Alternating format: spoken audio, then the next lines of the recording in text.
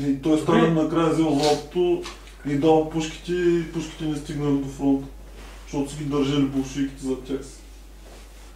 Виж какво, нашите правят на няколко пъти колосални грешки, които водят до деградация на влиянието и накрая до ликвидация. Добре, така казано от тебе, то вярно е, че да си говориш отстрани след толкова време, нали, друго яче, но някакси изглежда като елементарна грешка изглежда. Това, което аз ти говоря и ме е говорено от други анархисти от Запада, като Камило Бернери, италианец, когото комунистите убиват.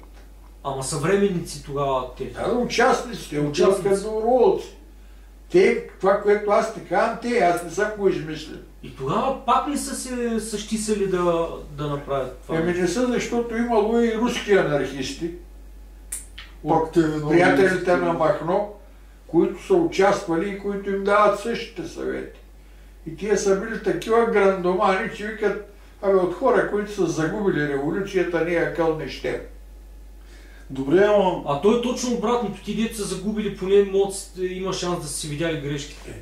Има, ама казвам ти какво е ставало.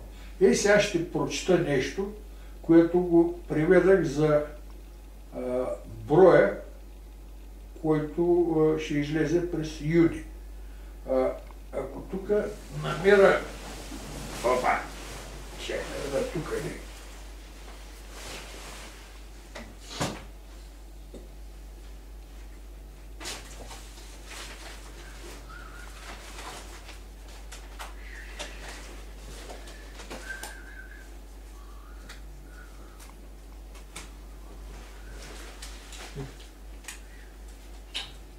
Мътно ми е пак тази работа, нещо след тези спомени. Има някакви обективни неща, които са се наслушали. Сега има правителство, легитимно избрано. Гласували, не гласували. Аз предполагам, че едното съображение, понеже правителството ги държи и злато, разбираш? Едното съображение е било, нали, да не дразнят там другите. Това е тук. Кой кого да не дразни? Яворе! Буквално е трябвало да възстанат също правителство. Не му разправя работи, дето не ги знаеш. Ще приказваме. Яворе, ако искаш все пак, поискай да ти дадат броевете от януари или от декември. Те ги има всички. До сега има ги от татък. Добре. А това ще го дам тук, за да видиш. Ма я да видя аз дали го няма това. Това аз имам един-два дет, не съм ги чул. Февруарския. Това мисля, че го има. Това го имам. Имаш ли? Да. Просто не съм го чел. Четах май нещо. Вземи материалите, които са за Испания, ги прочети и ще станат бая работи ясни. Не знам дали ще ми станат ясни пак. Ма ти ги говориш толкова, те вече казваш сентенцията от нещата. Добре, сега ще прочета нещо, което също е сентенция. Не от мене, а от италиански анархист, зет на Камило Бернери, на той, който ти казвам убития, женен за негова дъщеря и живуш в Англия. Участник също в Испанската гражданска война. Той прави критичен анализ. Той ще трябва да е бил много млад тогава. Урочите младо момче е бил. Ма тя книгата му не е от сега. Книгата му е от 58-9 година.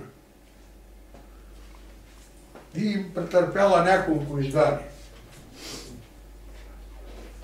Той си остана някакъв много интересен случай такъв. Което то по-интересно е как са добили такова влияние. Искаш ли да си го прочетеш? Искаш ли да си го прочетеш сам? Да. Един от малко е 3 странички. Мога го прочета на глас, ако искаш. Ако искаш, да, но само да ти кажа нещо за информация. Един от министрите анархисти, Хуан Гарсия Оливер, който става министър на правосъдието в централното правителство, е министър на войната в каталонското. Защото там има областни правителства, има и централно. Коя година това? Кои години? По време на революцията. По време на революцията? Да. Интересна фигура, не му липсва интелект, макар че е келнер. Той професионален революционер, бил и келнер, между другото.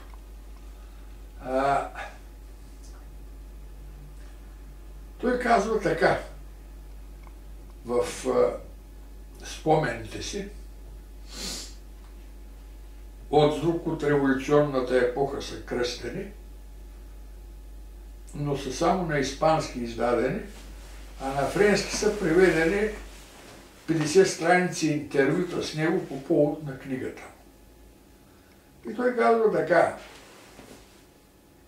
ние бяхме изправени пред избора анархистическа диктатура или сътрудничество с партиите и демокрация.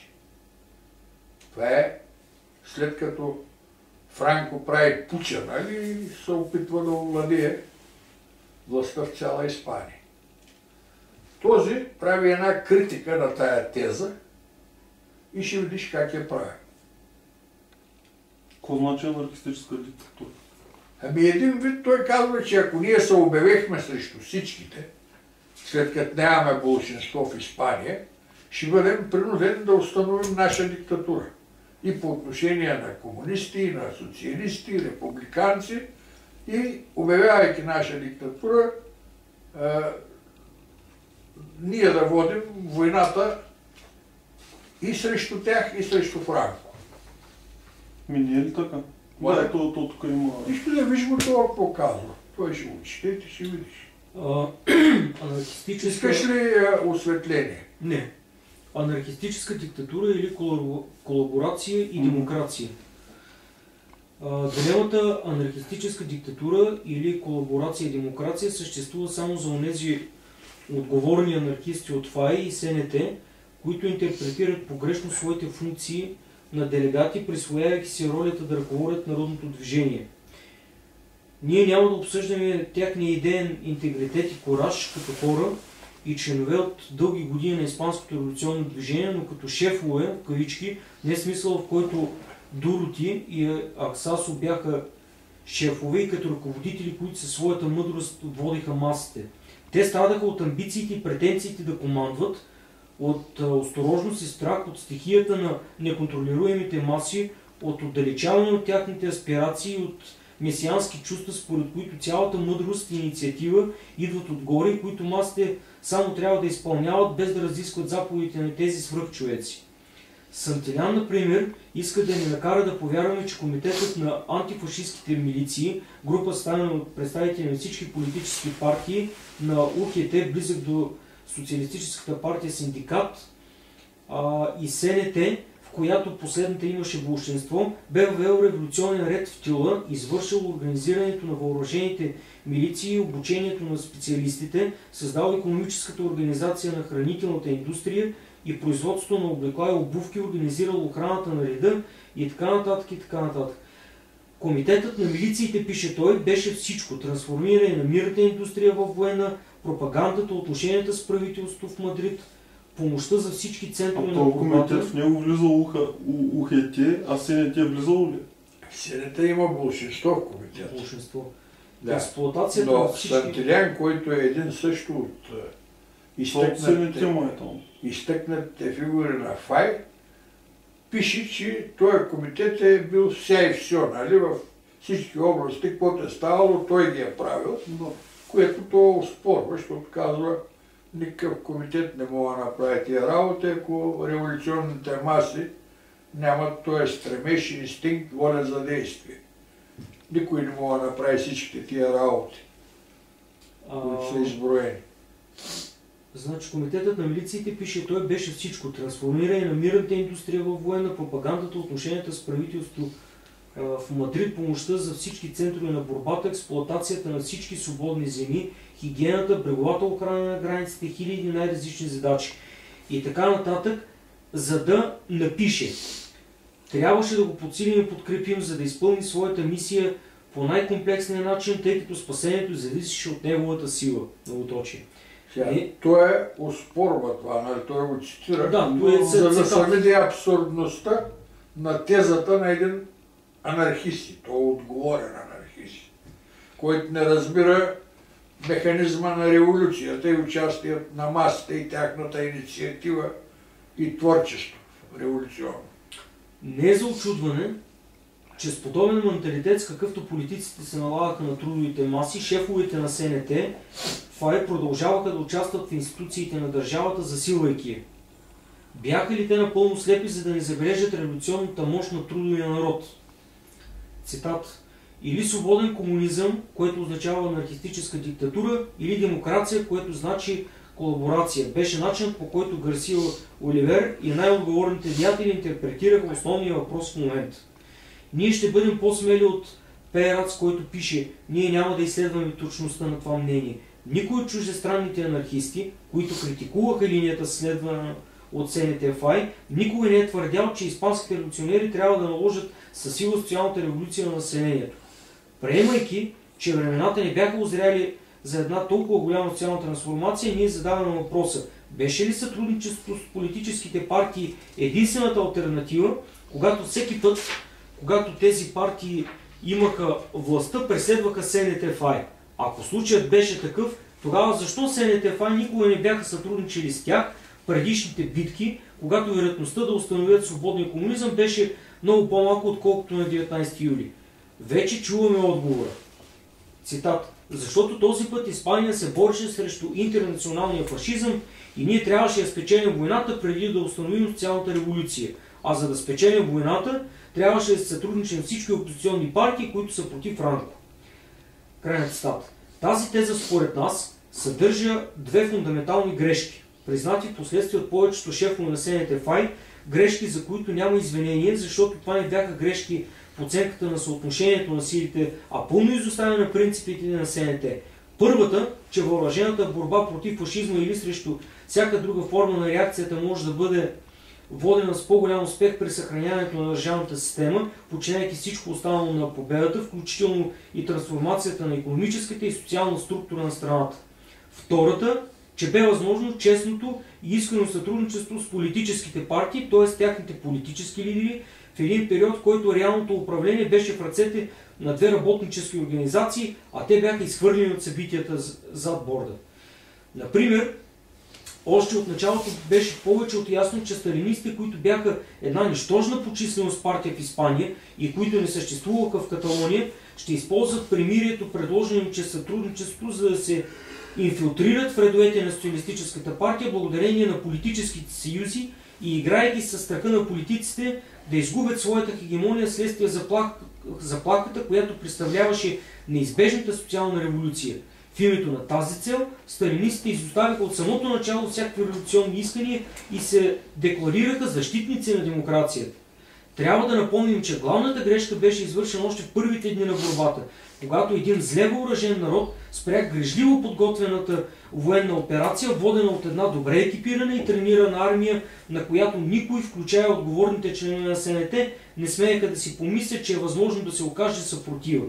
Същите тези възстанали работници доказаха своята решимост, тръгвайки като доброволци, за да формират въоръжените си колонии, готови да освободят и другите окупирани зони. Цялата инициатива, ние го казахме и няма да се уморим да го повтаряме, беше в ръцете на работниците. Политиците бяха като генерали без армия, загубили се в океана от празнословие. Дори с най-големи усилия на въображението не би могло да се мисли, че сътрудничеството с тях би подпомогнало съпротивата срещу Франко. Напротив, беше повече от ясно, че колаборационизма с политическите партии означаваше възстановяване на държавните институции и предаване на инициативата от въоръжените работници в ръцете на едно централизирано тяло с изпълнителна власт. С отнемането на инициатива от работниците отговорността за водене на борбата и нейните цели минаваше в ръцете на една властваща иерархия, което неизбежно влечеше със себе си един негативен ефект върху морала на революционните бойци. Лозунгът на ръководството на СНТ-ФАИ "Първо войната, после революцията" беше най-голямата грешка, която можеше да бъде извършена и тя бе експлоатирана максимално от политиците в тяхна полза. Сантилян си даде отлично сметка, но с голямо закъснение за колосалната грешка. Цитат: "Ние знаехме, че не бе възможно революцията да триумфира, ако не спечелихме войната и ние пожертвахме всичко за войната. Ние пожертвахме революцията без да забележим, че тази жертва влече със себе си и целите на войната. Вместо подобни усупвания трябваше да се каже: не бе възможно революцията да триумфира, ако не спечелихме войната, но войната не можеше да се спечели без триумфа на социалната революция. Край на цитата. Социална революция или демокрация, анархистическа диктатура или демократично управление беше единствената алтернатива за революционери, които бяха изгубили вярата си в народа и в справедливостта на фундаменталните принципи на СНТ-ФАИ. Подобни алтернативи са абсолютно противни на най-елементарните принципи на анархизма и на революционния синдикализъм. Първо, една анархистическа диктатура, каички, едно абсолютно терминологическо безмислие, каквото е диктатурата на пролетарията, защото в момента, в който анархистите налагат със сила своите социални идеи на народа, те престават да бъдат анархисти. Ние считаме, че всички мъже и жени трябва да бъдат свободни, да живеят в свобода собствения си живот. Да ги задължаваш да бъдат свободни против волята им не е само едно противоречие, но е равносилно да им се наложи принуда, подобно на тази, която властниците употребяват, за да държат народа в подчинение. Защото едно анархистическо общество никога не може да бъде наложено със сила. Оръжието в ръцете на СНТ-ФАИ не може да бъде от полза за налагане на свободния комунизъм в цяла Каталония и още по-малко в останалата част от Испания, където анархистите бяха малцинство в работническите организации. Налагането му по такъв начин би било катастрофа, не само поради ефекта върху борбата срещу въоръжените сили на реакцията, представени от Франко, но и защото в този случай революцията ще да бъде задушена още в зародиш. Силата на въоръжените работници може да бъде използвана само в защита на революцията и на свободите, завоювани от бойците чрез тяхните жертви. Ние не твърдим нито за момент, че всички социални революции по необходимост са анархистически, но каквато и да бъде формата, която ще премине една революция против властта, ролята на анархистите е ясна.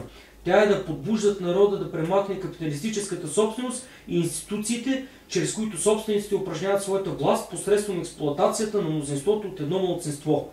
Тръгвайки от тези най-общи принципи относно ролята на анархистите в революцията, ще се опитаме да изследваме приложението им в Испанската гражданска война.